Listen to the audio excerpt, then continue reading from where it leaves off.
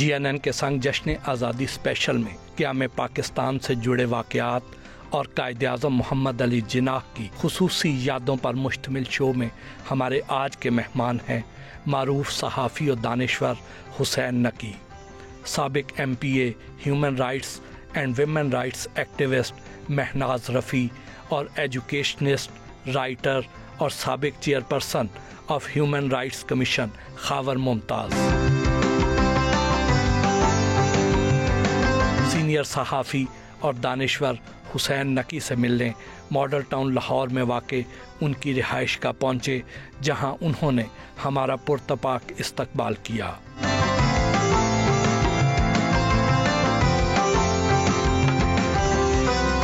हुसैन नकी से तहरीक पाकिस्तान के हवाले से दिलचस्प गुफ्तगू हुई। हुसैन नकी साहब, आज पूरी कौम पाकिस्तान की आज़ादी का दिन मना रही है, आपको भी जश्न आज़ादी की बहुत बहुत मुबारक। आप सबको मुबारक हो। बहुत। कैसे हैं आप? अभी तक तो हैं और इंशाल्लाह रहेंगे सर। नकी साहब, ये बताएं कि मुल्क व कौम के लिए किसी एक दिन आज़ादी का जश्न मनाने का मतलब क्या होता है? ये एक तरीके से याद रखना है तारीख़ को। जैसे हमारा ये जश्न आज़ादी का दिन है 14 अगस्त, 14 और 15 की रात को अनाउंसमेंट हुआ था, हमारा पहले अनाउंसमेंट हुआ, तो हम पाकिस्तान 14 को मनाता है यौम आज़ादी।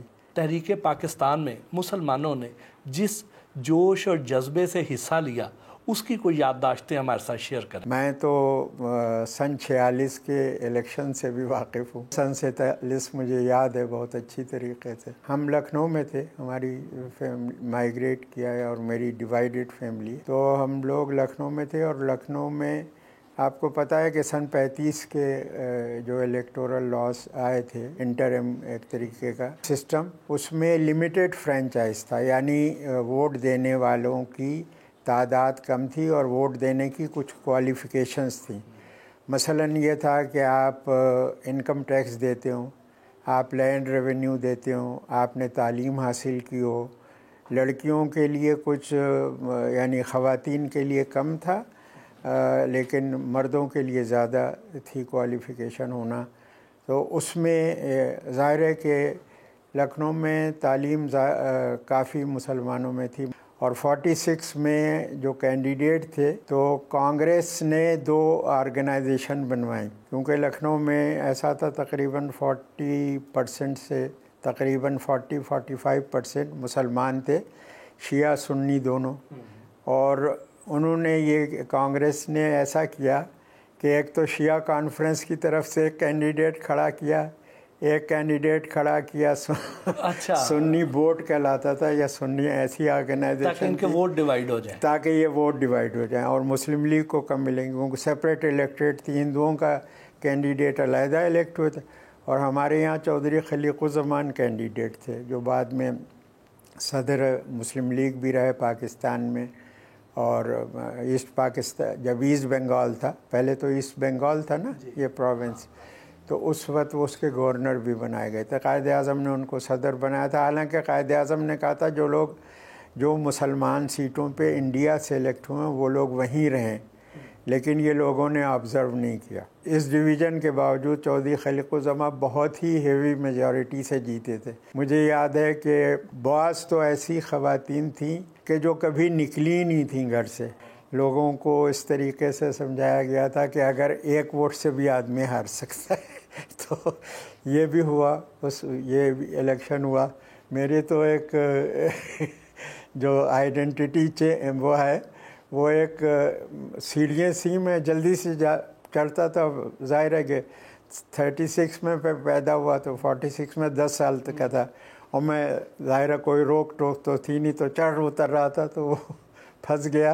लकड़ी की सीढ़ियाँ थी उसमें, तो गिर गया, तो ये फट गई थी। तो खैर उसकी मरहम पट्टी हुई, ठीक हो गए। लेकिन पूरा हमने इलेक्शन वो देखा और एंजॉय किया। वो उस वक्त ये भी था, मैंने कहीं लिखा था, वो लोग लखनऊ में जो जुलूस निकलते थे उसमें नारे लगते थे, छुट्टियाँ राज नहीं चलेगा। मुसलमानों के जो जुलूस निकलते, چٹیا راج نہیں چلے گا، سینے پہ گولی کھائیں گے، پاکستان بنائیں گے، تو اس قسم کے نعرے لگتے تھے۔ ایک بات ہوئی کہ لکھنؤ میں کوئی کمیونل رائٹ نہیں ہوا۔ اس وقت یہ اندازہ تھا کہ لکھنؤ یہ پاکستان میں شامل ہوگا یا ہاں، نہیں میں ہوگا؟ تو لکھا بھی تھا یہ، میں کہا ذرا آپ یہ اندازہ کریں ان نعروں کے ساتھ اور جبکہ آپ کو پتہ ہے کہ آپ کبھی بھی نہیں شامل ہوں گے۔ دیکھیے اس وقت یہ تھا کہ کے پی کے جو تھا یہ NWFP تھا، یہاں کانگریس کی حکومت تھی سن 46 تک۔ پنجاب میں یونینسٹ اور کانگریس مل کے، بلکہ مولانا آزاد نے جو کانگریس کے مسلمان وزراء تھے ان کو بھی شامل کرایا تھا اس میں، تو یہاں پہ یونینسٹ کی حکومت تھی۔ سر سکندر حیات حالانکہ سن 40 میں جب یہ لاہور میں اجلاس ہوا ہے تو اس میں شریک ہوئے تھے، انہوں نے یونینسٹ پارٹی نہیں چھوڑی تھی، وہ تھے یہاں پہ، ان سے پہلے اور بھی تھے، ٹیوانا تھے، تو سر سکندر تھے۔ سن سکندر تو خیر تھوڑا پہلے شامل ہو گئے۔ جو نواب قزلباش تھے وہ 14 اگست کی رات کو شامل ہوئے مسلم لیگ میں، تاکہ اگلے دن تو مسلم لیگ کی حکومت بنے گی، کیونکہ سر سکندر شامل ہو چکے تھے۔ اور اس وقت پھر جب وہ گئے، اناؤنسمنٹ ہو گیا آزادی کا، تو پھر یہاں مسلم لیگ کی حکومت ہو گئی، کیونکہ 35 کے ایکٹ کے تحت مسلم لیگ کا صرف ایک ملک برکت علی صاحب الیکٹ ہوئے تھے، جن کے نام پہ ایک ہال بھی ہے، آپ نے دیکھا ہوگا بیرون موچی دروازہ، وہ جو ایک ہال ہے۔ یعنی میں تو خیر اس وقت نہیں تھا علی گڑھ کا اسٹوڈنٹ، ہمارے بڑے بھائی وغیرہ تھے۔ تو سن 47 میں پنجاب میں کیمپین کرنے یہ خاص طور سے علی گڑھ سے آئے تھے لوگ۔ سکھ یہ سمجھتے تھے کہ لاہور کو انڈیا میں شامل کیا جائے گا۔ ان کے جو وہ تھا بڑا مشہور ان کا لیڈر تھا، اس نے بلکہ کرپان لہرائی تھی کہ ہم دیکھ لیں گے۔ اور یہاں پہ جتنی بھی کلنگز ہوئیں وہ ایکچولی یہ ہوا کہ جون میں جب جون 3 پلان آیا اور یہ پتہ چلا کہ بھئی پارٹیشن ہوگا، جون 3 پلان میں ہی پارٹیشن تھا کہ وہ ڈسٹرکٹ جہاں پہ جس کی میجورٹی ہے اور وہ ایک دوسرے سے متصل ہیں، تو ان میں یہ ہوگا۔ پاکستان کو جب ویول نے قائد اعظم سے پوچھا کہ کہاں بنائیں گے آپ پاکستان، تو انہوں نے کہا کہ جیسے علامہ اقبال نے تو صرف یہاں کا ذکر کیا تھا نا، کہ جہاں جہاں پہ ایسا ہو کہ وہ مسلمانوں کی آبادی ہے تو وہاں اسلامی ایک آٹونومس یعنی ود ان انڈیا، ان کا تو یہ پروپوزل تھا، ان کا انتقال ہو گیا، تو ان کا تو پروپوزل انڈین ڈومینین کے اندر تھا۔ قائد اعظم نے پھر اس کو ظاہر ہے کہ اس لیول پہ ہوا جب انگریزوں نے، ایٹلی نے کہا کہ اب ہم جا رہے ہیں، اب ہم یہاں سے جا رہے ہیں، تو مشہور آپ کو قائد اعظم کی تقریر کا حوالہ ہے کہ قائد اعظم نے کہا ڈیوائیڈ اینڈ کوئٹ۔ یہ بات انگریزوں نے مان لی کہ پارٹیشن ہوگا پنجاب کا خاص طور سے اور بنگال کا۔ سندھ کا تو ہوا نہیں، سندھ تو بنے ہی آخر میں تھا، NWFP تو تھا ہی لینڈ لاکڈ۔ تو ہمارے یہاں تو بلوچستان اس وقت پروونس نہیں تھا، ایک پرنسپیلٹی تھی کوئٹہ میں اور قلات اسٹیٹ تھی۔ قلات اسٹیٹ کو آزاد رہنے کا کہ اگر انگریز جائیں تو ان کی آزادی واپس کر کے جائیں۔ نواب آف قلات کے وکیل تھے قائد اعظم پریوی کونسل میں، وہ آخر تک وہ لڑ رہے تھے الیکشن، بلکہ نواب نے تو یہ کہا تھا کہ اگر وہ پارٹیشن اگر نہ مانا جائے پاکستان کا بنانا تو پھر آپ قلات میں بنا لیں۔ تو بہرحال یہ ہوا کہ یہاں پر جو کنٹیجیس علاقے تھے، پھر وہ ظاہر ہے کہ یہ لاہور میں مسلمانوں کی آبادی 2% کے قریب زیادہ تھی، تو ان کا یہ خیال تھا کہ اور وہاں شامل کیا، جیسے کیلکٹا کا ہمارا خیال تھا کہ کیلکٹا وہاں شامل کیا جائے۔ ہماری بھی آبادی تقریباً وہاں مسلمانوں کی تقریباً ایسی 40-45% کے قریب تھی، کافی مسلمان آباد تھے۔ تو یہ ڈیوائڈ ان کی تحصیلیں ہوئیں جو متصل تھیں، جیسے اب شکر گڑھ ہماری تحصیل آ گئی جو اس سے، ورنہ اور ان کے پاس چلا گیا گرداسپور کا ضلع۔ اگر گرداسپور کی یہ تحصیلیں اور وہ ضلع نہ جاتا تو ظاہر ہے کہ یہاں سے ہمارا راستہ سیدھا تھا۔ جی، تو یہ صورتحال تھی اس وقت، لیکن جذبہ بہت تھا لوگوں میں۔ آپ نے سمجھیے 47 میں جیسے میں نے کہا سندھ میں جو گورنمنٹ بنی تھی وہ کچھ ان سے جی ایم سید سے ناراضگی تھی. کھوڑو اس وقت چیف منسٹر الیکٹ ہو گئے تھے سن 47 میں. کھوڑو سے پہلے لاہور میں کہا قائد اعظم نے کہ لاہور میں کیپٹل بنے فیڈرل. تو دولتانہ صاحب اس وقت مسلم لیگ کے صدر تھے اور ممڈوٹ یہاں کے چیف منسٹر تھے. تو انہوں نے دولتانہ صاحب نے کہا کہ ہمارا تو پروونس پہلے ہی ڈیوائیڈ ہو گیا ہے. تو بعد میں تو خیر کیپٹل پنجاب میں ہی بنا ہے, لیکن اس وقت یہ انہوں نے کہا. تو پھر قائد اعظم نے کھوڑو کو کہا, کھوڑو نے کہا کہ ہمارا تو ابھی مطلب چند سال پہلے ہی تو ہوا تھا نا کہ سپریٹ ہوا تھا بامبے سے. تو انہوں نے کہا ابھی تو ہمارے, تو انہوں نے پھر قائد اعظم نے ایکچولی پیروڈا استعمال کیا ان کے خلاف, ان کو گرفتار کیا.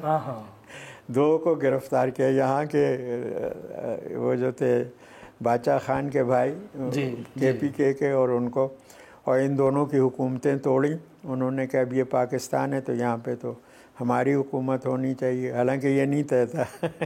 لیکن بہرحال یہ ہوا کہ وہاں بہت سلنڈر وہ تھا اور مسلم لیگ کی حکومت تھی, اور کھوڑوں کو پھر ہٹایا گیا. اس وقت تک تو سندھ پروونس بنا نہیں تھا. تو وہ جو سندھ اسمبلی کی بلڈنگ بنی وہ پھر نیشنل اسمبلی کی بلڈنگ ہو گئی.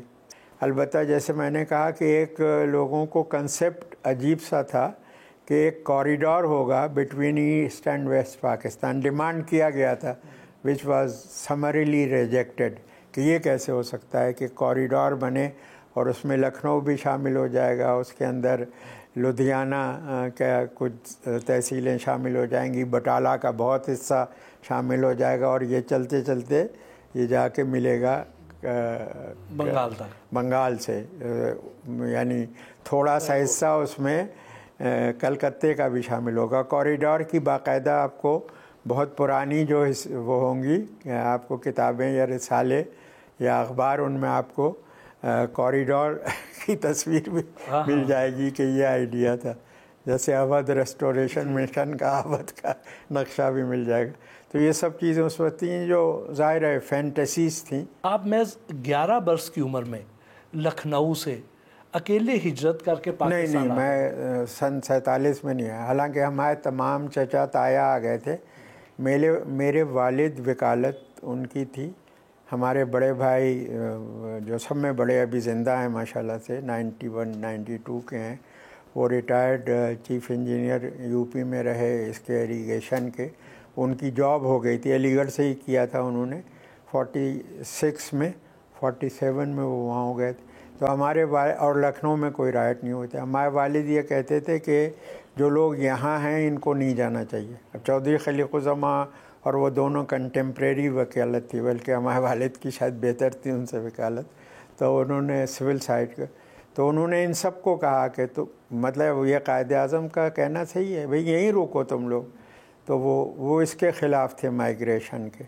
ہم تو مجھ سے امیڈیٹلی بڑی بہن تھی جس کی 46 میں کراچی میں ڈیتھ ہو گئی. اس کے بیٹے ہیں, بلکہ ایک بڑا ان کا وہاں کا اسکن کا بڑا سرجن ہے اب وہ بیٹا. تو وہ اس کی شادی میرے کزن سے ہو گئی. ہمارے تایا زاد بھائی تھے اور انہوں نے ٹاپ کیا تھا ویسے لکھنؤ میں, اور یہاں پہ سروے آف پاکستان میں تھے. تو وہ ان کے ساتھ شادی ہو گئی. وہ امیڈیٹلی مجھ سے بڑی تھی. تو وہ ہمارے یہاں پہلے یہ لڑکیوں کو پرائیویٹ امتحان دلاتے تھے. اس نے علی گڑھ سے انٹرمیڈیٹ وغیرہ بھی کیا ہوا تھا اور گریجویشن بھی کر لیتی, لیکن اس کی شادی ہو گئی. تو میں امیڈیٹلی مجھ سے بڑی تھی, میں اس کے ساتھ آ گیا یہاں پہ. اور کچھ یہ بھی تھا پرابلم کہ ہمارا سبجیکٹ گریجویشن کے لیے نہیں تھا. شاہ کالج میں انڈسٹریل کیمسٹری شروع ہوئی تھی, بلکہ میرا داخلہ یہاں کر لیا تھا ڈاکٹر شامی نے. مجھے یرقان ہو گیا, ورنہ میں کیمیکل ٹیکنالوجی میں جاتا, جرنلسٹ نہ ہوتا.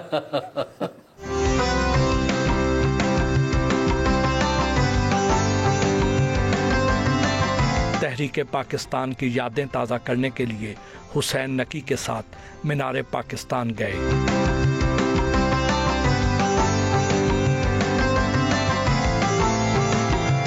14 اگست 1947 کو پاکستان کی آزادی کی قیمت لوگوں نے اپنی جانوں کا نذرانہ پیش کر کے ادا کی. تو کیا آج ہم واقعی ایک آزاد اور خود مختار مملکت میں رہتے ہیں؟ یہ کہنا بڑا مشکل ہے۔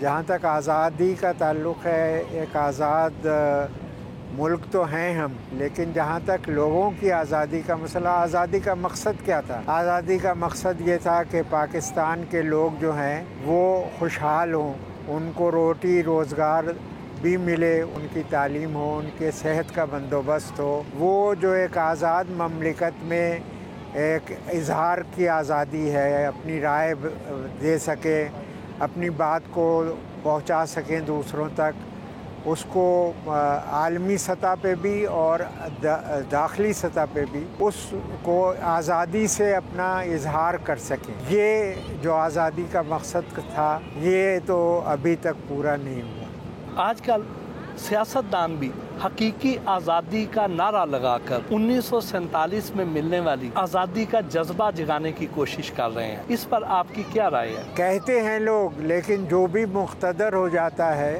جو بھی اقتدار میں آ جاتا ہے، وہ سب سے پہلے آزادی رائے کو اور آزادی اظہار کو اسی کے اوپر سب سے زیادہ قدغن لگاتا ہے۔ پاکستان کے قیام کا مقصد کیا تھا، اور آج پاکستان کے حالات دیکھ کر آپ کیا محسوس کرتے ہیں؟ اصل میں یہ تھا کہ جو بر صغیر جب آزاد ہوا تو مسلمان جو پہلے حکمران تھے، اس میں تقریباً کئی سو سال تک مسلمانوں نے اس ریجن پہ، بر صغیر کہتے ہیں، اس پہ حکمرانی کی تھی۔ جب ملک آزاد ہو رہا تھا تو وہ اس میں مسلمان ایک اقلیت تھے، تو اقلیت کے حقوق کا ایک طریقے سے سمجھے نگہبانی کرنی تھی۔ مسلمان تعلیم میں، مسلمان صنعت و حرفت میں، ملکیت میں، زمین کی تو ان کے پاس ایگریکلچرل لینڈز تھیں، لیکن جو اس کو بہتر کرنے کا اور اس کو آگے بڑھانے کا، صنعت کو آگے بڑھانے کا، تعلیم کو آگے بڑھانے کا جو کام شروع ہوئے تھے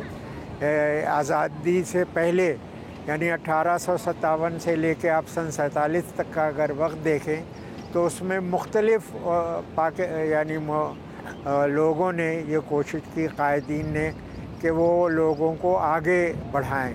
تو اس میں تعلیم ظاہر ہے ایک بنیادی ضرورت ہے، وہ یہ کہ وہ صحت مند ہو۔ علاقہ تو بہت سرسبز تھا، لیکن لوگوں کی جو ترقی تھی کہ تعلیم ہوتی، تعلیم ہمارے یہاں ابھی تک تقریباً کہا جاتا ہے، لیکن میرے اندازے کے مطابق ابھی تک پاکستان کی آبادی کی 40% کو بھی آپ یہ نہیں کہہ سکتے کہ وہ پڑھی لکھی ہے۔ موجودہ سیاسی انتشار اور عدم استحکام کو دیکھتے ہوئے پاکستانی عوام کو ذرا یہ بتائیں کہ ہم آزادی کی خاطر جانیں قربان کرنے والوں کا قرض کیسے اتار سکتے ہیں؟ ایک تو یہاں پر لوگوں کا حق تسلیم کیا جائے، اس بات کو تسلیم کیا جائے کہ اصل جو پاکستان بنا تھا اس کا تو مطلب یہی تھا کہ مسلمان اپنے اوپر خود حکمران ہوں، اکثریت، اور وہ اقلیت کے ساتھ وہ نہ کریں جس کا ان کو خدشہ تھا اپنے ساتھ، وہ یعنی جو کاسٹ سسٹم تھا اسی کو ابھی تک اوور کم نہیں کر سکے ہم لوگ۔ تو ان سب چیزوں کو سے باہر نکلنا چاہیے، لوگوں کو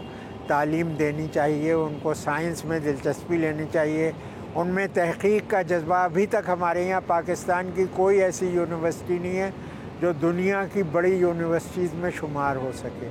تو یہ سب مقصد تھا پاکستان بننے کا، کہ ان تمام چیزوں میں جس میں ہم پیچھے رہ گئے ہیں اس دور میں، اس میں ہم آگے آ جائیں۔ 75 سال تو ہو چکے ہیں۔ ابھی جو ہمارے پڑوسی ہی ملک نہیں ہیں بلکہ ہم بنگلہ دیش سے پیچھے ہو گئے۔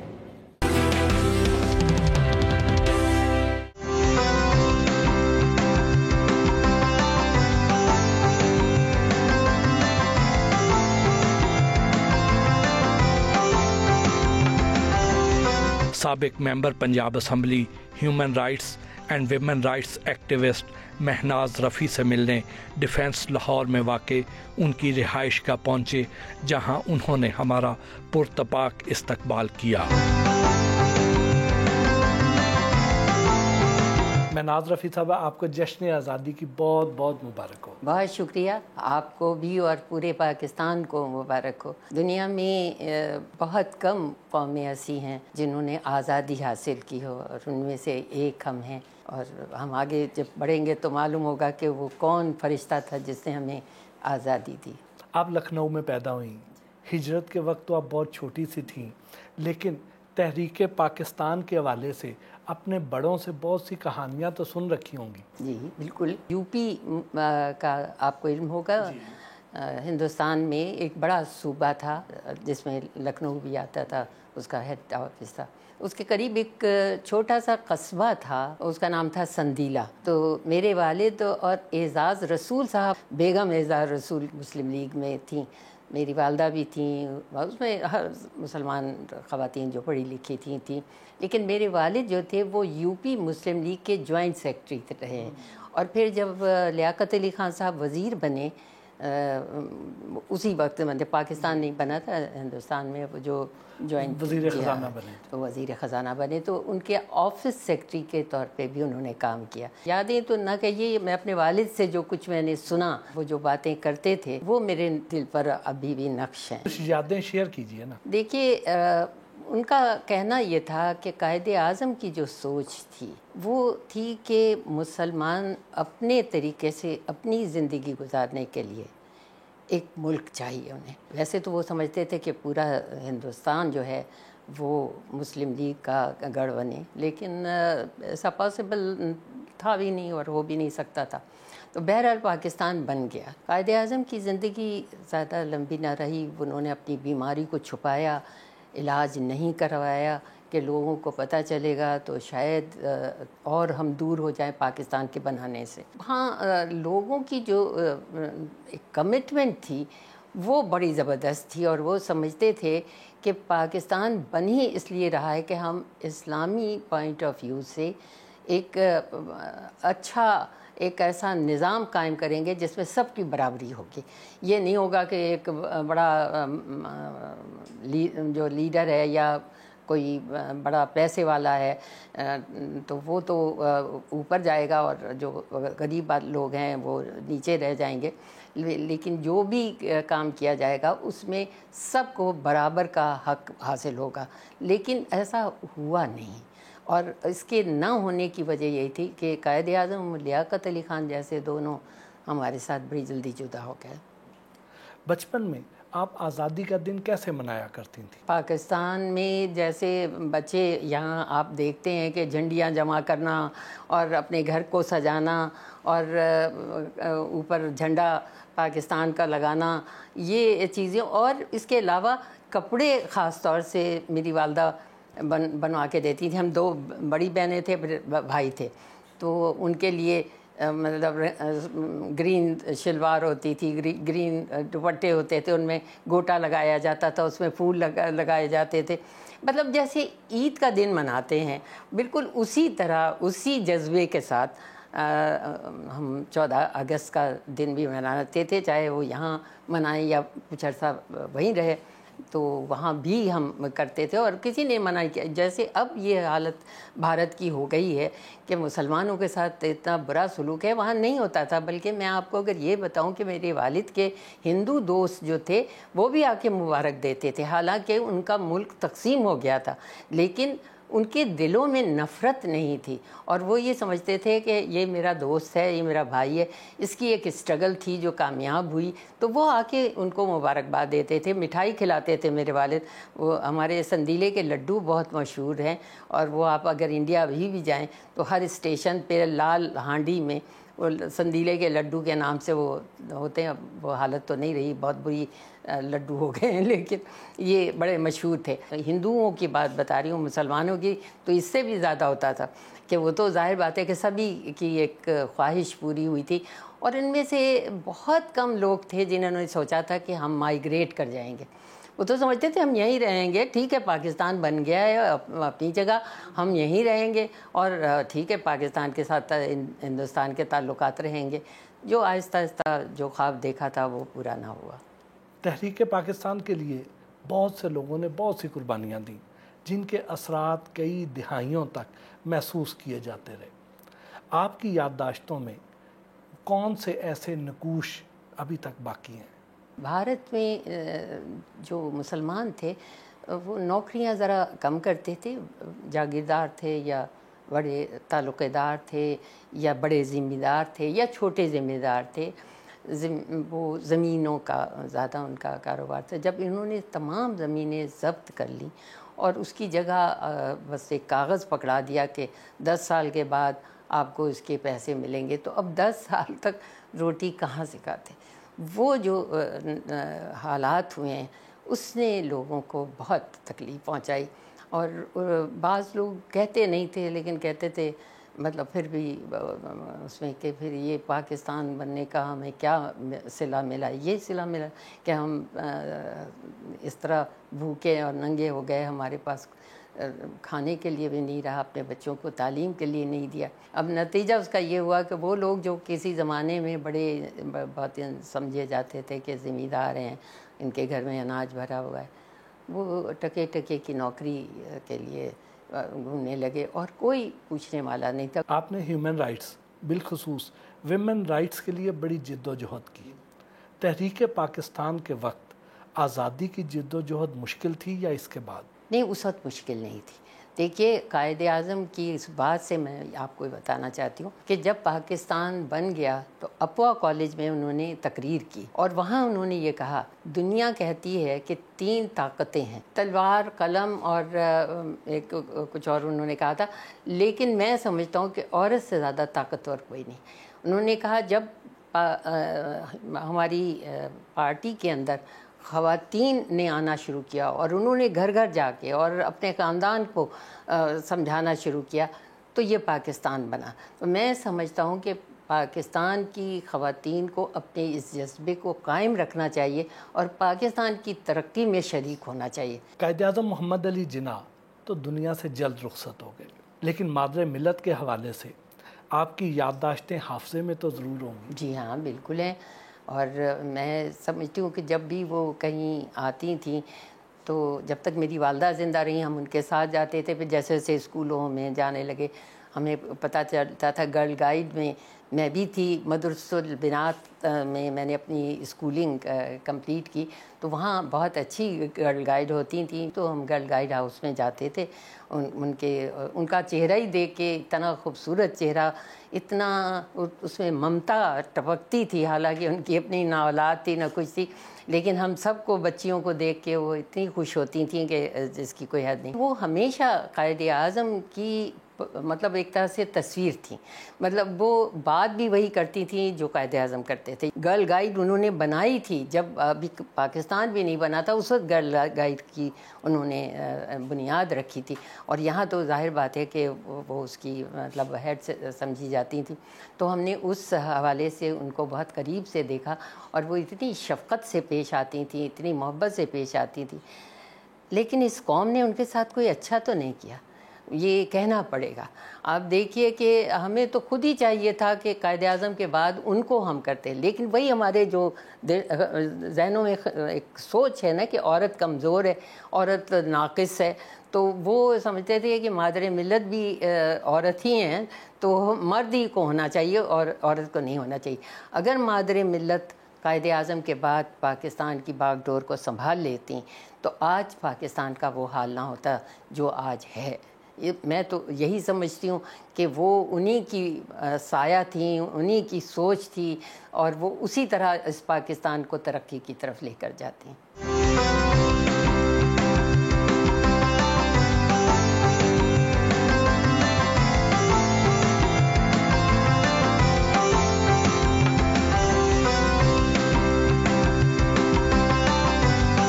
مہناز رفیع کے ساتھ نظریہ پاکستان ٹرسٹ گئے.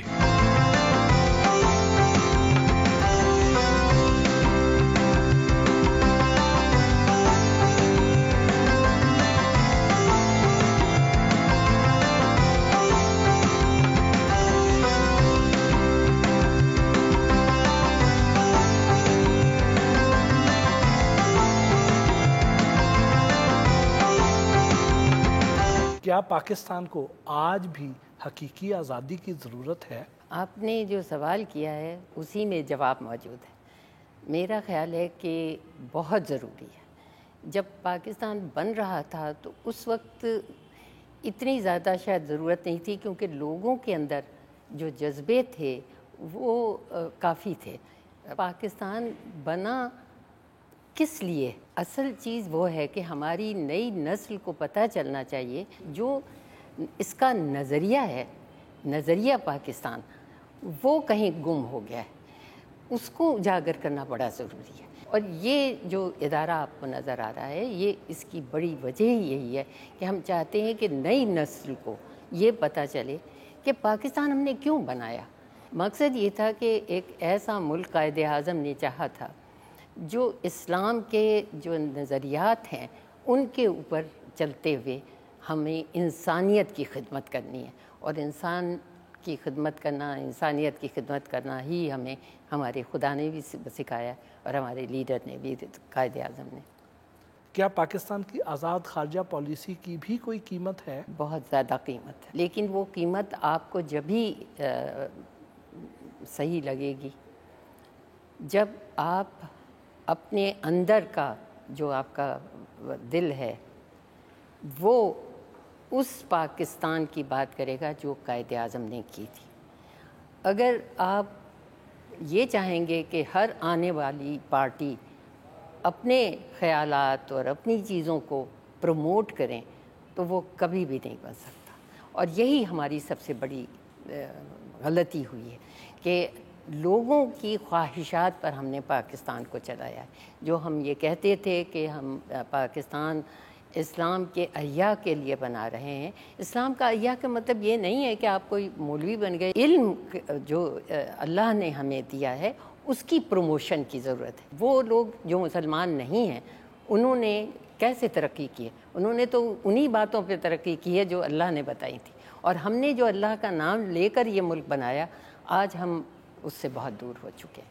جس طرح پاکستان کو آزادی ملی، کیا کبھی کشمیر بھی آزاد ہوگا؟ ضرور ہوگا، ہمارا یقین تو ہے، لیکن ہمیں انتظار ہے اس قوم کا. جو قوم تو یہ ہے لیکن یہ وہ قوم نہیں ہے جس کو قائد اعظم نے بنایا تھا. اور قائد اعظم نے چاہا تھا کہ انہوں نے کہا تھا کہ نامکمل ہے پاکستان کشمیر کے بغیر. کیا ان اقوام متحدہ کے ہیومن رائٹس اور رائٹس جو قوموں کے رائٹس ہوتے ہیں ان کو نظر نہیں آ رہا کہ کیا ہو رہا ہے؟ لیکن ہر ایک کے اپنے مفادات ہیں. اصل چیز یہ ہے کہ یہ ان کا قصور نہیں ہے، یہ ہمارا قصور ہے، پاکستان کا قصور ہے کہ پاکستان اپنی بات کو صحیح طریقے سے اقوام متحدہ میں متواتر کیوں نہیں کرتا رہا، کیوں نہیں ان مسلمان ملکوں کے ساتھ مل کر بات کرتا ہے جو اس بات کے حق میں ہے کہ کشمیر کو ایک آزاد ریاست بنانی چاہیے. اس کے لیے آپ کو اقوام متحدہ کی ان تمام قراردادوں کو بار بار اٹھانا پڑے گا.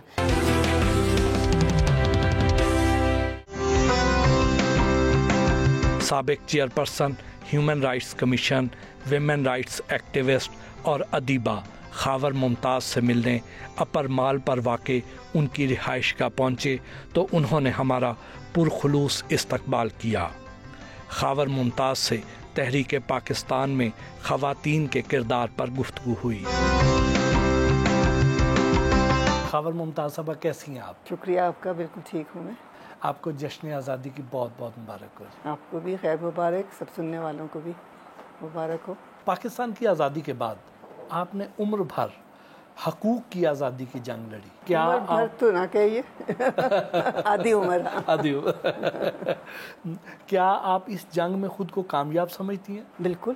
میرے خیال سے کامیابی کی ایک علامت تو یہ ہے کہ اب عورتیں اپنی ضروریات، اپنے حقوق کے بارے میں آواز اٹھاتی ہیں. سب سے بڑی کامیابی تو یہی ہے کہ خاموشی سے جو ان کے حصے میں جو مشکلات آتی ہیں یا ان کے ساتھ زیادتیاں ہوتی ہیں ان کو اب سہنے کی بجائے وہ اس کے حوالے سے آواز بھی اٹھاتی ہیں، اس کے مخالفت میں بھی آواز اٹھاتی ہیں. یہ ضروری نہیں ہے کہ ان کی آواز سب سن رہے ہیں، لیکن آواز اٹھانا خود بھی بہت اہم بات ہے، ایک سکسیس، کامیابی ہے. خوش قسمتی سے آپ کراچی میں پیدا ہوئیں اور پارٹیشن کے وقت ہجرت کی صعوبتوں سے آپ کو نہیں گزرنا پڑا. 1947 کا پاکستان کیسا تھا؟ پتہ نہیں، میں تو بہت چھوٹی تھی، مجھے تو نہیں معلوم. میں پاکستان بننے سے 1-2 سال پہلے پیدا ہوئی تھی. میں چھوٹی 2 سال کی تھی جب آئی تھی، تو میں تو نہیں کہہ سکتی کہ کیا تھا. لیکن جب میں نے ہوش سنبھالا ہے تو میں پاکستان ایک بہت پرامن ملک مجھے جو یاد ہے، بچپن میرا جو ہے، نہ اس میں غیر تحفظ کا احساس ہوتا تھا، نہ اتنا گھروں میں لوگوں کو ڈر لگتا تھا. میرے خیال سے وقت کے ساتھ ساتھ ہماری معاشرے میں ایک سختی سی بھی آ گئی ہے جو پہلے کم از کم بچپن میں ہمیں نہیں محسوس ہوتی تھی.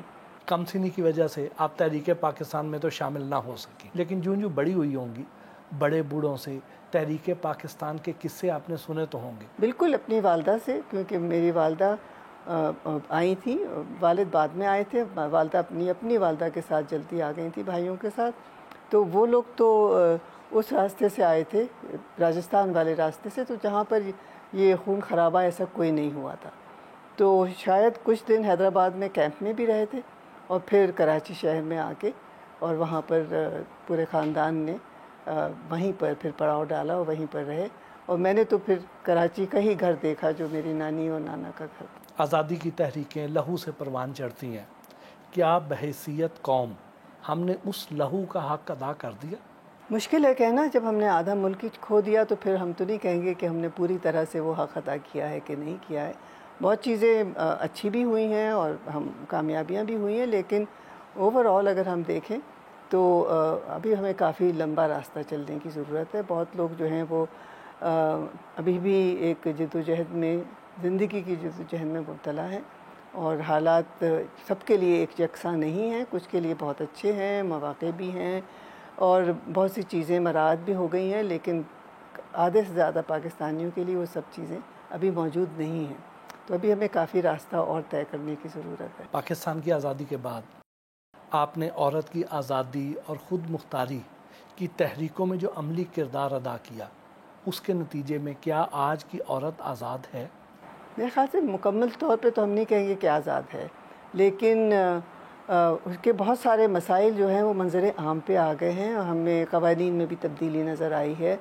ان کی جو ضروریات ہیں اس کے اوپر بھی اب ہماری حکومتیں اس پہ نظر ڈالتی ہیں اور اس کو ترجیح دیتی ہیں.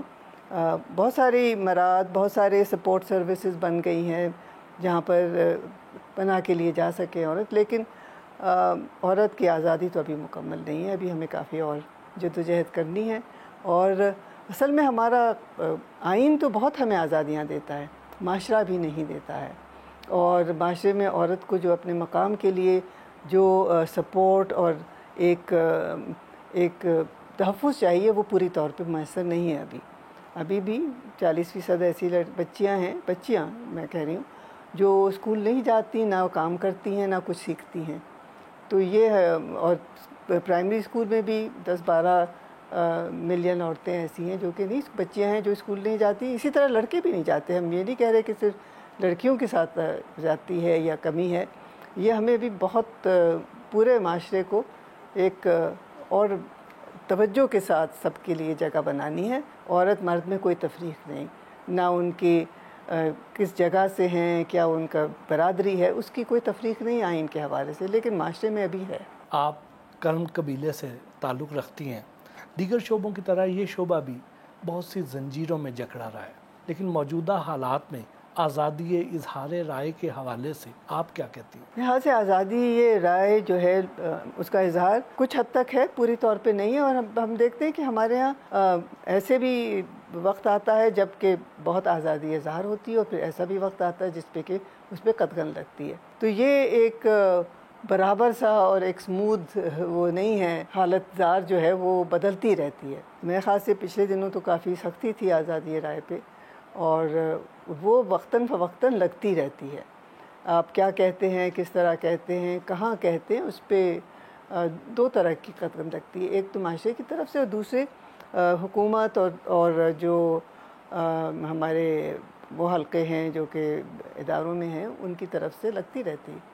تو لیکن یہ بھی ایک حق ہے جو سب کا ہے، کہ لیکن سچ بولنے کا حق ہے نا، اور اپنی جو بھی مسائل ہیں اس کو آواز دینے کا حق ہے، سب کو ہے. وہ کیا قائد نے جس پاکستان کے بارے میں سوچا تھا، کیا آج وہ پاکستان ہمیں نظر آتا ہے؟ میرے خیال سے وہ تو جب آپ کوئی چیز کی تخلیق کرتے ہیں تو آپ کے ذہن میں بہت سب سے بہتر تصویر سامنے ہوتی ہے، اور آپ کا جو خوشی ہوتی ہے اور آپ سامنے جو دیکھتے ہیں ویژن جو ہوتی ہے وہ ضروری نہیں ہے کہ فوری طور پہ آپ کو پوری ملے، لیکن بہت حد تک تکمیل بھی ہوئی ہے اور بہت حد تک نہیں بھی ہوئی ہے۔ یہ جو ہے نا بالکل برابر کی چیز نہیں ہے، کبھی ہم آگے تیزی سے بڑھتے ہیں، کبھی ہم اتنی تیزی سے پیچھے بھی ہو جاتے ہیں۔